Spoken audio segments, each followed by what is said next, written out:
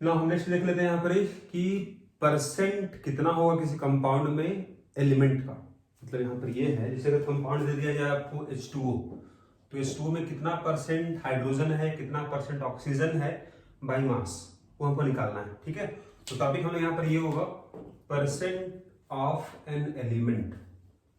ठीक है, आपको अगर निकालना है तो कैसे निकालोगे, फॉर्मूला क्या होगा उसको देखो। तो परसेंट ऑफ एन एलिमेंट, किसी कंपाउंड में कितना होगा उसको हम देखना है। तो उस कंपाउंड का टोटल मास लिखोगे नीचे, मतलब नीचे हो जाएगा टोटल मास, टोटल मास बोलो या फिर मोलर मास बोलो। ठीक है ना, अगर टोटल मास दिया गया है तो उसको पुट कर देना। अगर कंपाउंड दिया गया है, नाम दिया गया है, फॉर्मूला आपको, अगर कंपाउंड दिया गया है, फॉर्मूला मालूम है, तो उसका मोलर मास ले सकते हो आप। ठीक है, ऊपर क्या होगा, तो ऊपर यहाँ हो जाएगा कितना मास होगा उस एलिमेंट का। जैसे अगर हाइड्रोजन का मास कितना होगा इसका, एक मॉलिक्यूल में तो 2 एटम है तो 2 हो गया। ठीक है ना, तो यहाँ ऊपर लिख लोगे आप mass of the element, mass of the element कहां पर ही, इन द कंपाउंड, तो इन द कंपाउंड। ठीक है, इनटू कर दोगे 100 से। सो ये आपका फॉर्मूला बन गया इसके लिए, परसेंट ऑफ एन एलिमेंट। अगर सपोज यही क्वेश्चन अगर होता कि इसमें कितना परसेंट हाइड्रोजन है, तो परसेंट ऑफ हाइड्रोजन अगर निकालना है तो इसका मोलर मास कैसे निकालोगे आप, 2 × 1 + 16, मतलब 2 + 16 मतलब कितना इसका मोलर मास है, 18 है। मतलब 18 में से 2 होगा हाइड्रोजन का मास, 16 हो जाएगा ऑक्सीजन का मास। परसेंट ऑफ हाइड्रोजन तो 2 हो गया मास और मोलर मास 18 हो गया, इनटू हो जाएगा 100। अगर आपको निकालना होगा परसेंट ऑफ ऑक्सीजन, सो या तो आप ये करो कि इसका परसेंटेज अगर निकाल लिए हो आप तो 100 माइनस कर सकते हो परसेंट ऑफ हाइड्रोजन, क्योंकि 2 ही एलिमेंट इसमें था। या फिर आप ये कर सकते हो कि फॉर्मूला से अगर जाओ तो इसका मास यहाँ 16 है, तो 16 बाई मोलर मास इंटू 100, तो दोनों से आंसर सेम ही आएगा। ठीक है, तो ये दोनों अगर कोई भी अप्लाई कर दो आप, इससे आंसर सेम ही आएगा, परसेंट ऑफ ऑक्सीजन। क्लियर है। अब हम क्वेश्चन देखते हैं यहाँ पर। तो क्वेश्चन यहाँ क्या बोला गया, तो एक मेटल है, मास दिया गया है, मतलब क्वेश्चन हम बात कर रहे हैं क्वेश्चन नंबर 1 को। तो एक मेटल है, कंबाइन किया ऑक्सीजन के साथ, क्या बन गया, मेटल का ऑक्साइड बन गया। ठीक है, तो मेटल ऑक्साइड ऐसा हम क्यों लिखे, क्योंकि इस ऑक्सीजन का वैलेंसी तो 2 होगा, अंडरस्टूड है, इसका वैलेंसी नहीं पता है, मेटल ही नहीं पता है, इसलिए n लिख लिए। ठीक है, तो अगर सपोज इसका मास कितना मालूम है आपको, दिस इज 16.5 ग्राम इसका मास था। रिएक्शन किया ऑक्सीजन से, कितना मास बना इसका, 35.6 ग्राम बन गया। तो ऑक्सीजन कितना ग्राम रहा होगा, दोनों को मिलने से ही तो बना है। तो मास ऑफ ऑक्सीजन अगर निकालोगे आप तो दोनों को माइनस कर दो, mass of oxide minus mass of metal, 16.5 minus करो इसको, अब कितना आएगा, 1 हो गया, दिस इज 9 हो जाएगा, तो 19.1 ग्राम हो जाएगा मास ऑफ ऑक्सीजन। क्लियर है। निकालना क्या था आपको, यहाँ आपको निकालना था परसेंट ऑफ ऑक्सीजन कितना होगा इस ऑक्साइड में। तो फॉर्मूला लगा दो आप, परसेंट ऑफ ऑक्सीजन मतलब ऑक्सीजन का मास लिखो, तो निकल गया 19.1 रहा होगा। टोटल मास लिखो, टोटल मास पता है कंपाउंड का 35.6 इंटू हो जाएगा 100, तो इससे निकल जाएगा आपको परसेंट ऑफ ऑक्सीजन। सो ये आंसर आपके पास अप्रोक्सीमेटली जो आएगा दिस इज 53.6% आ जाएगा। और ये जो है जो परसेंट निकला है दिस इज बाय मास, मतलब ये मास का रेशियो था, मतलब मास परसेंट यहाँ निकलेगा। ठीक है, नेक्स्ट क्वेश्चन, क्वेश्चन नंबर 2 क्या था उसको देखो। कंपाउंड है जिसमें नाइट्रोजन भी प्रेजेंट है, उसका परसेंटेज पता है आपको।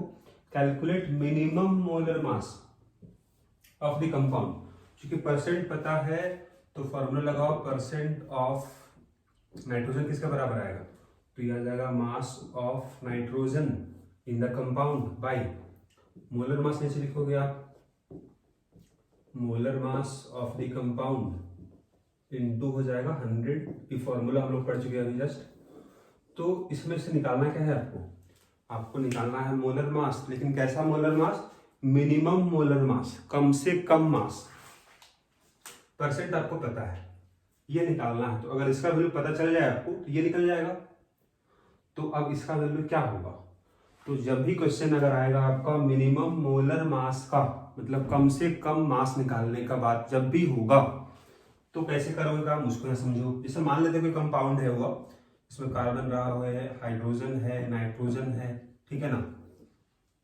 तो पूछिए आपको इसका मिनिमम मोलर मास कितना होगा, ठीक है। और आपको सपोज नाइट्रोजन का परसेंटेज दिया गया है 0.07% मान लिए, तो जिसका परसेंट दिया रहेगा वो एलिमेंट प्रेजेंट तो यहाँ पर है ही, तो प्रेजेंट अगर है तो इसका अगर मिनिमम नंबर होगा तभी इस कंपाउंड का मिनिमम मोलर मास आएगा। तो इसका मिनिमम नंबर कितना आएगा, मिनिमम नंबर कितना आएगा, एक आएगा, कम से कम एक आइटम यहाँ पॉसिबल हो सकता है, ठीक है।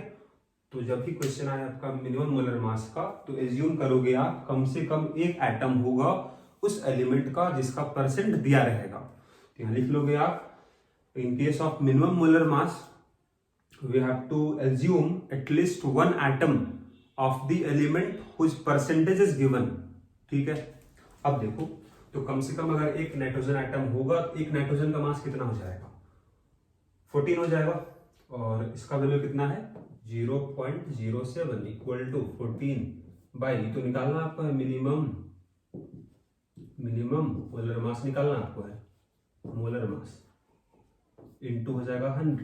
तो अगर इसको सॉल्व कर दो आप तो कितना आएगा, यहाँ से निकल के आ जाएगा आपका minimum molar mass equal to कितना होगा, तो 7 से इधर 2 कैंसिल हो गया और इधर 100 आ जाएगा, अगर पॉइंट को उठा दोगे आप, ठीक है ना। चलिए ये तो हो गया, so this is equal to आ जाएगा 2 × 10⁴ हो जाएगा answer. So this is our answer, ठीक है। फिर देखो आप यहाँ नेक्स्ट क्वेश्चन है, तो हीमोग्लोबिन है जिसमें आयरन दिया गया है 0.25% और मोलर मास पता है आपको हीमोग्लोबिन का 89600 है। तो बताना आपको यहाँ पर है कितना आयरन आइटम होगा एक मोलिक्यूल ऑफ हीमोग्लोबिन में, ठीक है। सो फॉर्मूला क्या था, परसेंट ऑफ एलिमेंट, मतलब यहाँ एलिमेंट आयरन है, इक्वल टू क्या होगा, यहाँ हो जाएगा mass of iron in haemoglobin, ठीक है ना, बाई नीचे क्या होगा मोलर मास हो जाएगा, एक मोल का mass, molar mass of haemoglobin into 100। इसका वैल्यू आपको मालूम है, इसका वैल्यू मालूम है, ये निकल जाएगा ना, तो 0.25 इक्वल टू एक्स मान लो इसको आप, ये पता है 89600 इंटू 100, तो 2 0 कैंसिल हो गया, तो ये कितना आ जाएगा, इसको भी पॉइंट अगर हटा दो नीचे आ जाएगा 100, ठीक है। सो दिस इज कितना हो जाएगा यहाँ पर ये 4 हो जाएगा।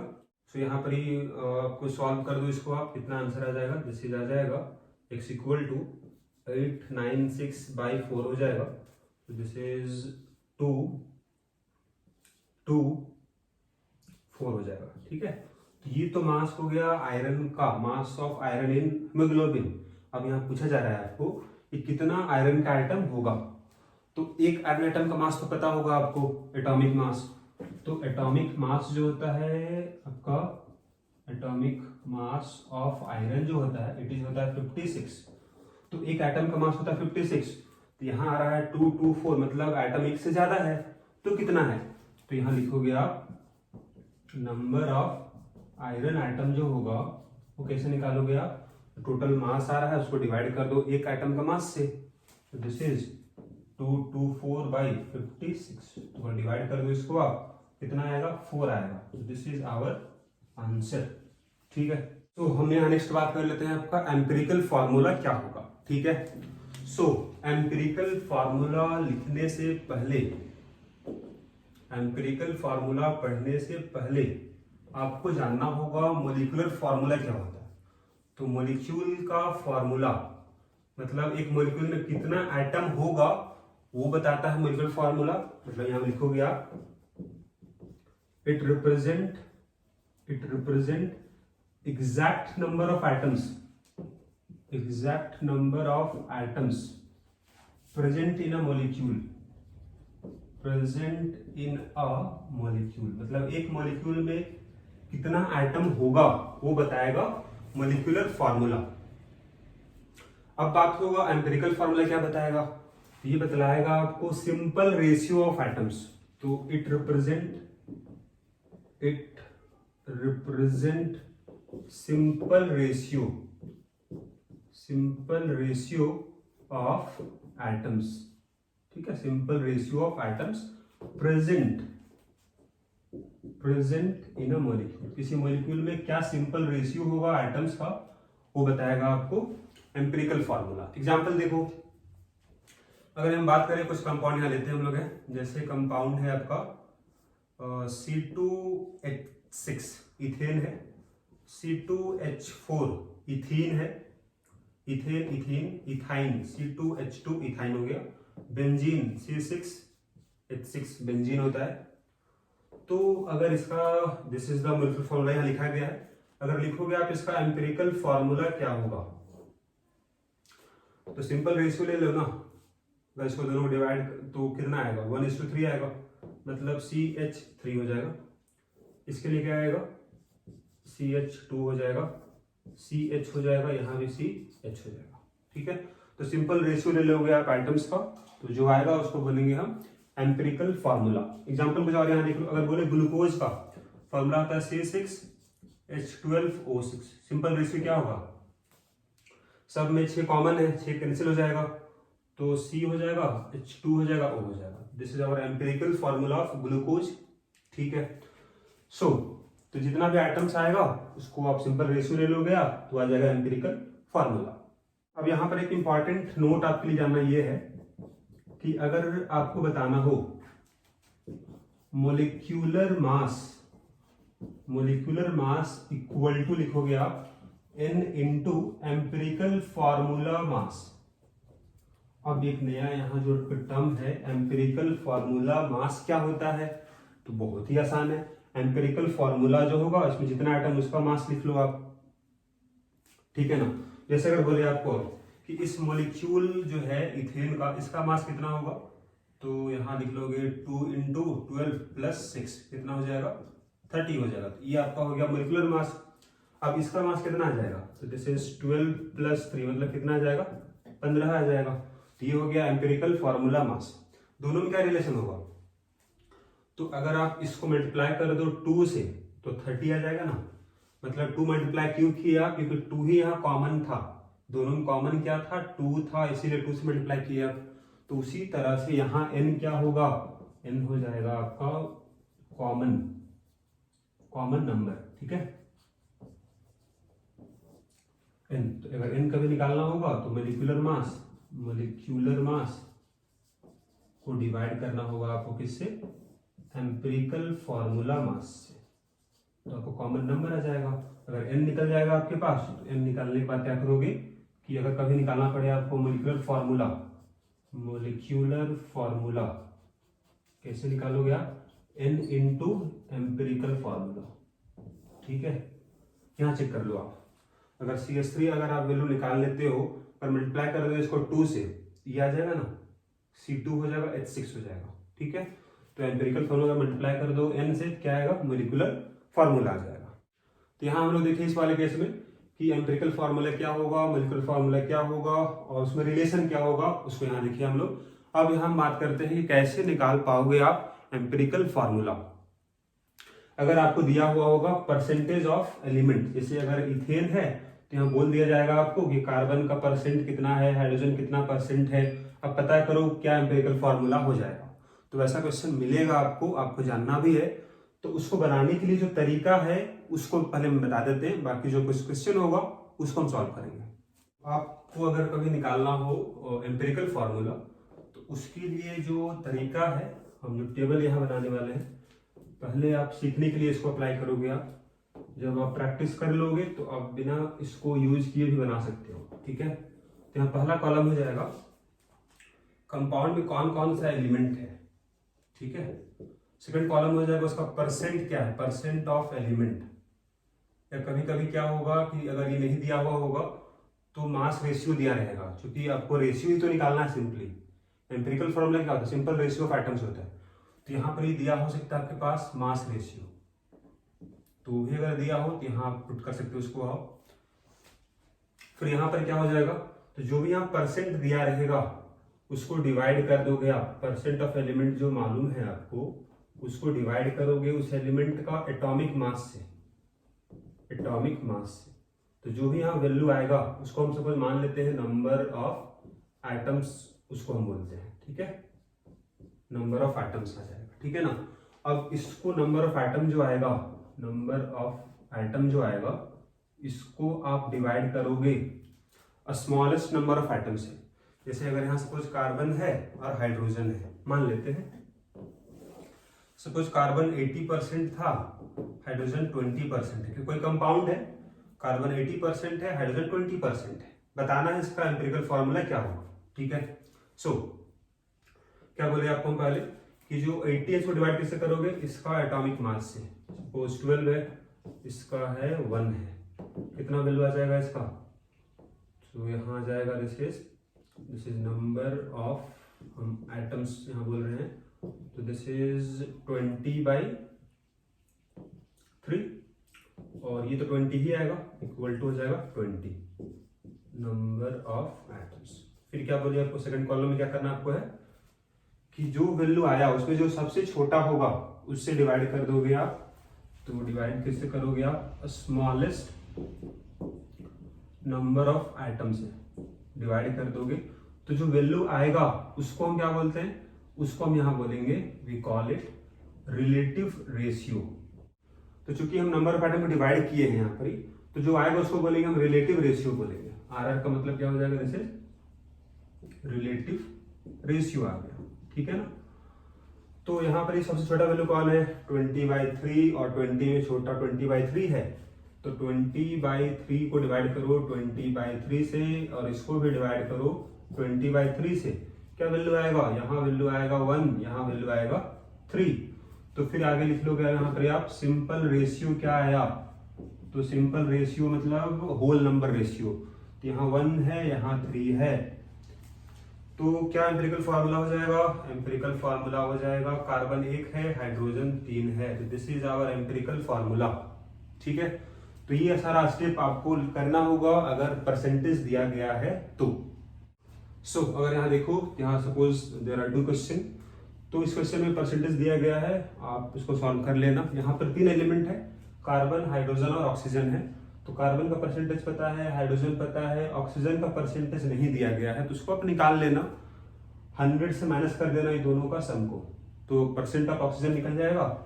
यहाँ 3 एलिमेंट आ जाएगा, उसका परसेंटेज आ जाएगा, उसको डिवाइड कर दोगे आप एटॉमिक मास से, जो सबसे छोटा वैल्यू आएगा उसको सबको डिवाइड कर दोगे, फिर यहाँ सिंपल रेशियो लिख लेना, वही एम्पिरिकल फार्मूला हो जाएगा। हम बात करते हैं सेकंड वन का। यहाँ पर यह परसेंटेज नहीं दिया गया, लेकिन यहाँ मास रेशियो दिया गया है। तो मास रेशियो अगर दिया गया है तो यहाँ पे कौन कौन सा एलिमेंट है, कार्बन है, हाइड्रोजन है और नाइट्रोजन है। क्या रेशियो दिया गया है, तो अगर ये 9 होगा तो ये 1 होगा तो ये 3.5 हो जाएगा। फिर क्या बोले, इसको डिवाइड किससे करना आपको है, एटॉमिक मास से, तो 9/12 1/1, ठीक है ना। यहाँ कितना होगा 3.5/14। सो दिस वैल्यू कितना आ जाएगा, दिस इज आ जाएगा 3/4, दिस इज 1 है, और ये वैल्यू कितना होगा, तो अगर इसको यहाँ देखो आप तो ये अप्रोक्सीमेटली 1/4 आ जाएगा, ठीक है। तो आपका वैल्यू यहाँ मिल गया। अब फिर क्या बोले, सबसे छोटा कौन है, सबसे छोटा 1/4 होगा, तो सबको डिवाइड कर दो स्मॉलेस्ट नंबर ऑफ आइटम से। तो यहाँ हो जाएगा आपके पास 3/4 डिवाइड बाई 1/4, 1/1/4, 1/4 और 1/4। तो यहाँ आ जाएगा आपके पास 3, यहाँ 4, यहाँ आ जाएगा 1। तो सिंपल रेशियो निकल चुका है आपका, 3 है, 4 है और 1 है, ठीक है। तो एम्पिरिकल फॉर्मूला क्या निकल गया, तो एम्पिरिकल फॉर्मूला निकल गया इसका, कार्बन है 3, हाइड्रोजन है 4, नाइट्रोजन 1 है। तो इसका मास क्या निकलेगा, एम्पिरिकल फॉर्मूला मास अगर निकालना होगा, कार्बन 3 है 36 हो गया और 4 हो जाएगा, ये हो जाएगा 14, तो दिस इज 40 और 54 हो जाएगा। अब अगर आपको n निकालना होगा इसका, तो molecular mass by empirical formula mass. तो क्या मोलिकुलर मास दिया गया है, देखो वहां पर आप 108 है, 54 है, कितना आएगा 2 आ जाएगा। मतलब अगर इसको 2 से मल्टीप्लाई कर दो तो क्या निकल जाएगा मोलिकुलर फार्मूला। तो मोलिकुलर फार्मूला कितना होगा, 2 से मल्टीप्लाई कर दोगे किसको आप, एम्पिरिकल फार्मूला को। तो यहाँ हर एक एटम को मल्टीप्लाई कर दो 2 से, कार्बन हो जाएगा 6 C6, H यहाँ 8 हो जाएगा और N2 हो जाएगा। तो दिस इज आवर आंसर। ठीक है, तो इस तरह से क्वेश्चन आपको मिलेगा इस वाले टॉपिक में।